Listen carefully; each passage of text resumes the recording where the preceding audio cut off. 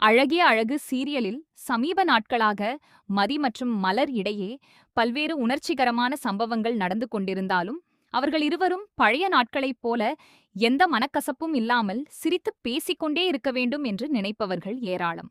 அந்த வீட்டில் ஒவ்வொரு நாளும் புதிதாக ஒரு பிரச்சனை உருவாகிக் கொண்டே இருந்தாலும் மலர் தனது பொறுமையை மட்டும் இழக்காமல் எல்லோரிடமும் மரியாதையாகவே நடந்து கொண்டு வந்தாள். அந்த நாளும் வழக்கம்போல் வீட்டின் சமையலறையில் வேலை செய்து கொண்டிருந்தாள்.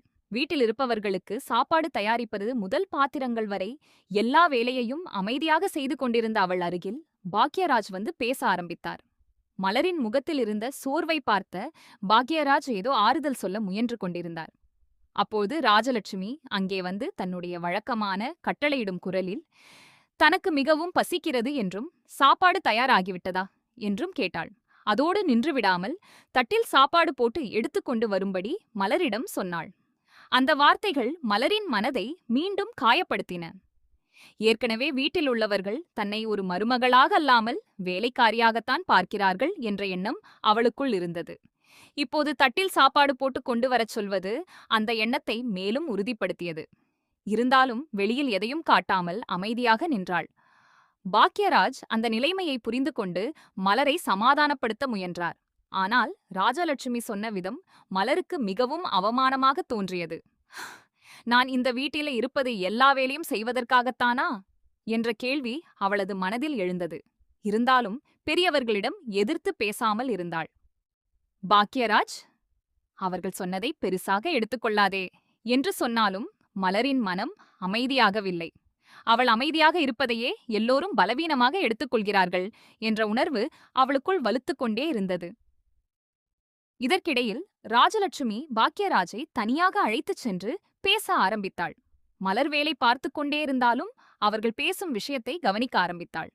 ஏனெனில் அவளது பெயரும் தம்பி கார்த்தியின் பெயரும் அடிக்கடி அவர்களது பேச்சில் வந்து கொண்டிருந்தது. இதனால் அவளுக்குள் ஒருவிதமான பதட்டம் ஏற்பட்டது. என்ன பேசுகிறார்கள் என்ற ஆர்வமும் கவலையும் கலந்த நிலையில் அமைதியாக இருந்தாள். ராஜலட்சுமி பேசத் தொடங்கியதும் பாக்யராஜிடம் நேரடியாக ஸ்ருதியின் திருமணத்தை பற்றி பேசினாள். வீட்டில் ஒரு பெண்ணை அதிக நாட்கள் வைத்திருப்பது சரியல்ல என்றும் விரைவில் திருமணம் செய்து வைக்க வேண்டும் என்றும் கூறினாள். பாக்யராஜ் உடனே ஸ்ருதி இன்னும் படித்துக் கொண்டிருக்கிறாள் என்று கூறி எதிர்த்தார். ஆனால் ராஜலட்சுமி அதை ஏற்கவில்லை. காலம் மோசமாக இருக்கிறது, பெண் குழந்தைகளை வீட்டில் வைத்திருப்பது ஆபத்து என்று சொல்லி தொடர்ந்து வற்புறுத்தினாள். அதோடு மலரின் தம்பி கார்த்தி பற்றியும் பேச ஆரம்பித்தாள். கார்த்திக்காக வேறு இடத்தில் பெண் பார்க்கிறார்கள் என்றும் அதற்குள் ஸ்ருதியின் வாழ்க்கையை முடிவு செய்து விட வேண்டும் என்றும் கூறினாள். இந்த பேச்சை கேட்ட மலரின் முகம் உடனே மாறியது. தன்னுடைய குடும்பத்தை பற்றி யாராவது பேசினால் அதுவரை அமைதியாக இருந்தாலும் தாங்கிக் கொள்ள முடியாது என்பது அவளது இயல்பு. இப்போது அவர்கள் கார்த்தியை தேவையில்லாமல் பேச்சில் இழுத்ததை கேட்டதும் அவளது கோபம் அதிகரிக்க ஆரம்பித்தது. அதே நேரத்தில் ராகவனும் அந்த பேச்சில் கலந்து கொண்டார். அவர் கூட ஸ்ருதியின் திருமணத்தை உடனே முடிக்க வேண்டும் என்று வலியுறுத்தினார்.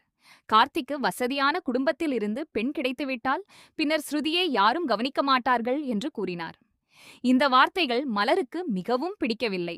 ஏனெனில் கார்த்தி யாருடைய வாழ்க்கையையும் கெடுக்க நினைக்கும் மனிதர் அல்ல என்பது அவளுக்கு தூவு தெரியும். தம்பியை தவறாக புரிந்து கொண்டு பேசுவது அவளால் சகித்துக் கொள்ள முடியவில்லை.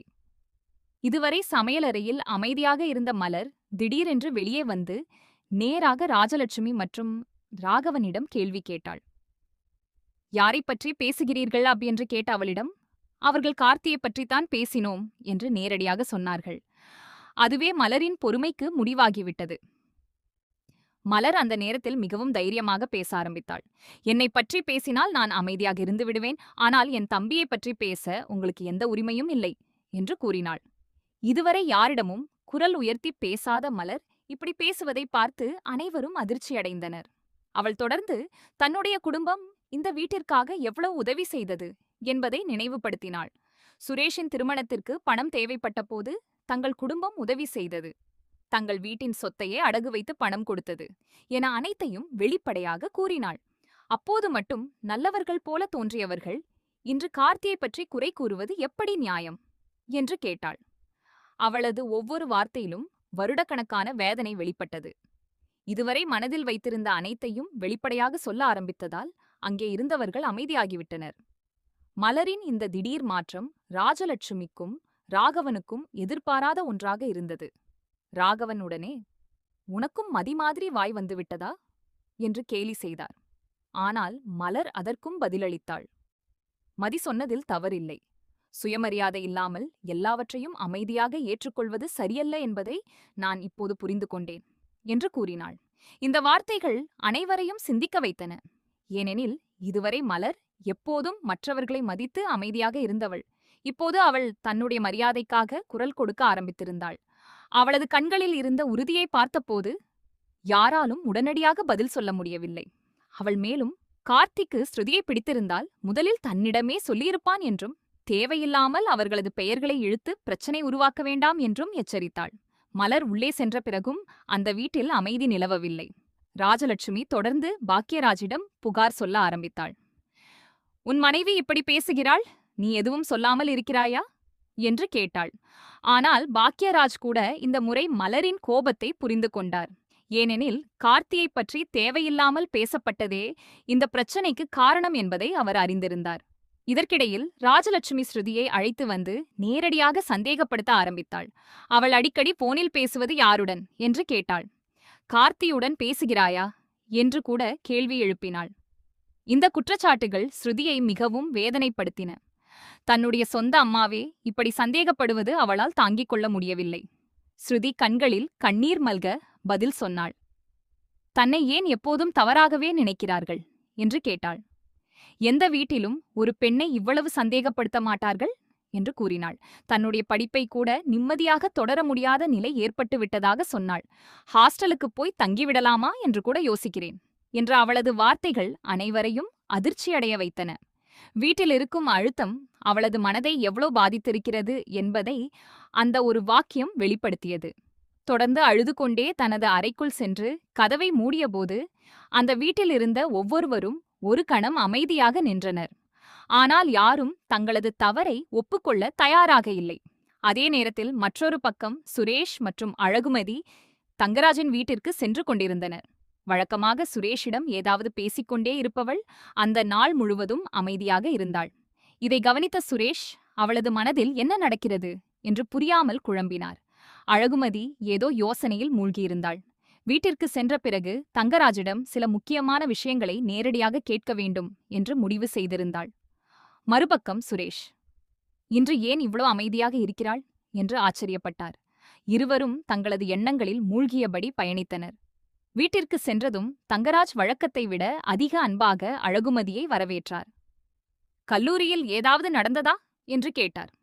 அதோடு ரேவதியிடம் இனிப்புகளை கொண்டு வரச் சொன்னார். இந்த திடீர் அன்பு அழகுமதிக்கு ஆச்சரியமாக இருந்தது. சுரேஷும் இதை பார்த்து சந்தேகப்பட்டார். நேற்று வந்தபோது எதுவும் இல்லாமல் இருந்தவர்கள் இன்று ஏன் இவ்வளவு அன்பாக நடந்து கொள்கிறார்கள் என்று அவர் கேள்வி எழுப்பினார். ஆனால் தங்கராஜ் காரணம் ஒன்றும் சொல்லாமல் முதலில் இனிப்பு சாப்பிடச் சொன்னார். அழகுமதி அந்த இனிப்பை திரும்ப அவரிடமே கொடுத்து, "நீங்கள்தான் முதலில் சாப்பிடுங்கள்" என்று கூறினாள். அவளது முகத்தில் இருந்த அமைதிக்குள் மறைந்திருந்த கோபத்தை தங்கராஜ் கவனிக்கத் தொடங்கினார். சில நிமிடங்களுக்குப் பிறகு அழகுமதி நேரடியாக விஷயத்திற்கு வந்தாள். தங்கராஜ் கல்லூரிக்கு சென்று தனது வேலை பற்றி பேசியது எல்லாம் தன்னுக்கு தெரியும் என்று கூறினாள்.